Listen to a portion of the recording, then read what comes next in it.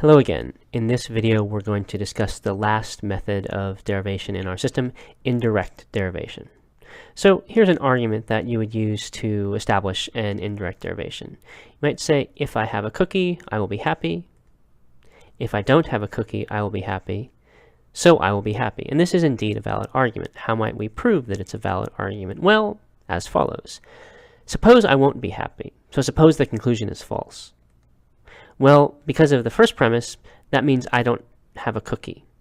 Also, because of the second premise, I do have a cookie, right? In both cases, given the supposition, the consequence of both of the premises are false, and so both of their antecedents are false. So I don't have a cookie, and I do have a cookie. Well, that's a contradiction, right? Those can't both be true. If that's true, that means the supposition is false. We supposed that the conclusion wasn't true. We supposed I won't be happy. But we argued from that to a contradiction. The contradiction can't be true, and that means the supposition isn't true either. But if it's not the case that I won't be happy, then, ta-da, I will be happy, and our desired conclusion follows. So that's what an indirect derivation looks like. We suppose that the conclusion is false, and then establish a contradiction. So let's have an example of this in the derivations module. So here we have derivation 1.7, which is basically the symbolization of the argument that we were looking at before. So how do we start every derivation? We say assume conclusion. Now, if we were going to do a direct derivation of this, we'd say premise 1 and premise 2, but we'd be stuck. There's no modus ponens, modus tollens we can do with lines 2 and 3. So that's not a good approach.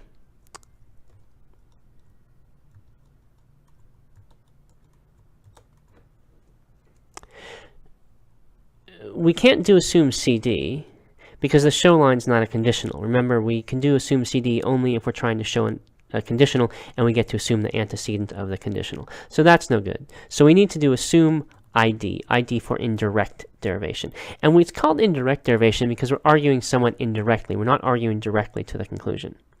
Now, in this case, our conclusion is a negation. So we can assume either the unnegated form of P or the double negated form of P. So what do you think we should choose in this case?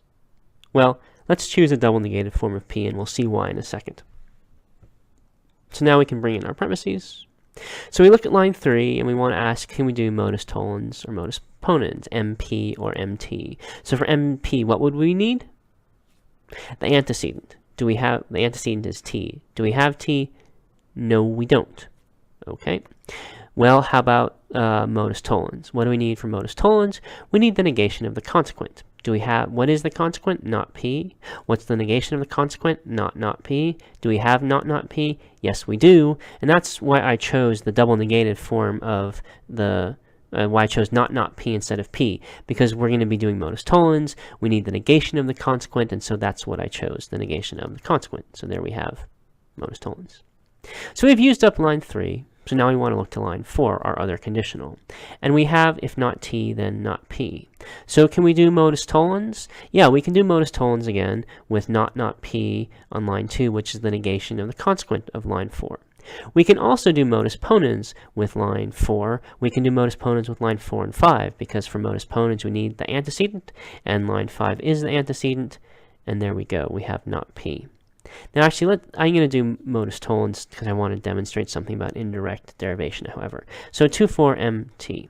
So now we have a contradiction. We have not T and we have not T. And that's what we need for indirect derivation. We got a contradiction, and so what we do is we say, there's the contradiction, good, we're done. Now note that the contradiction doesn't involve on lines 5 and 6, we don't have P at all in any way. We have not T, and we have not T. We have a sentence, not T, and we have the negation of that sentence, not T. Is not P in there anywhere? No, it's not, and it doesn't need to be. Why? Because it can't be true that both lines 5 and 6 are simultaneously true. They cannot both be true.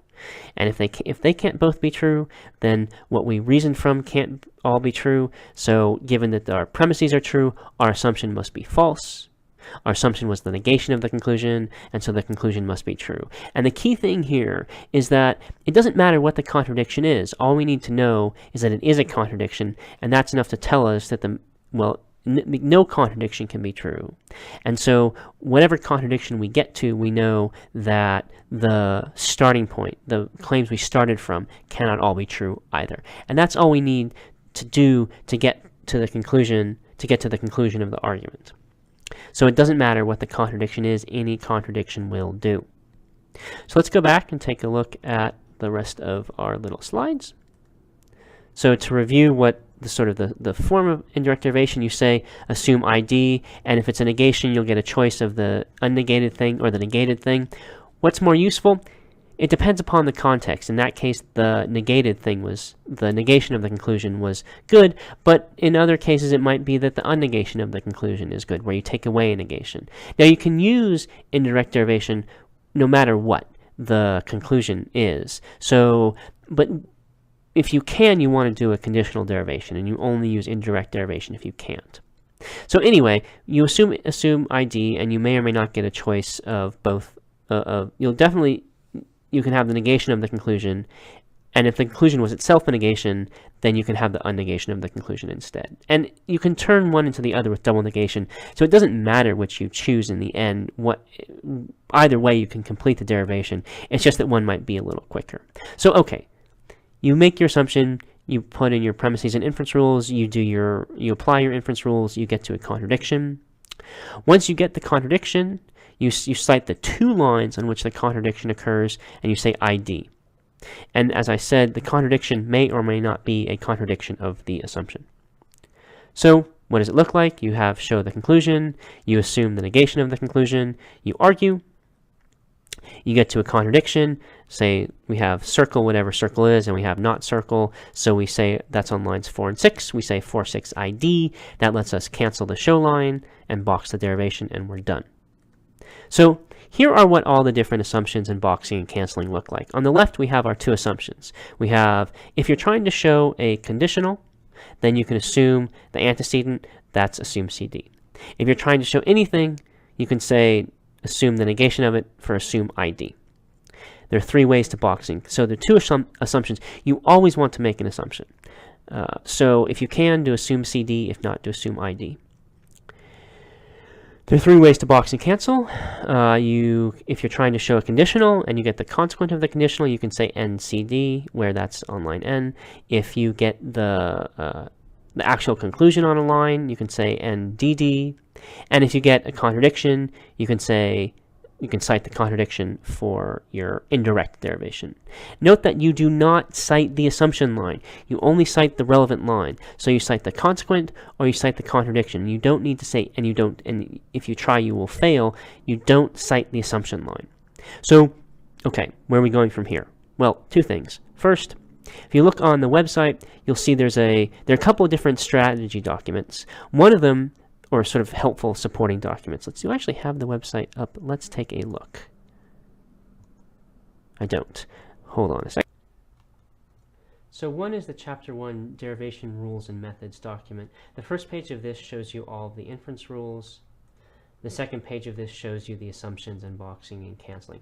So this is a really useful thing to print out and to have both of those two pages. The third, fourth, and fifth pages show you what the conditional and direct and indirect derivations look like. The first two pages are the most important.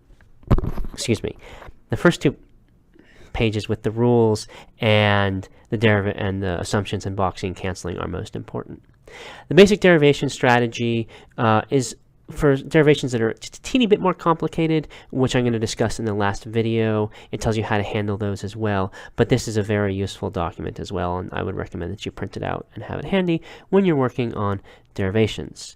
So that's all for this. In the last video of this unit, I'm going to talk a little bit about one last fundamental piece, what's called the sub derivation, and so that will be discussed then.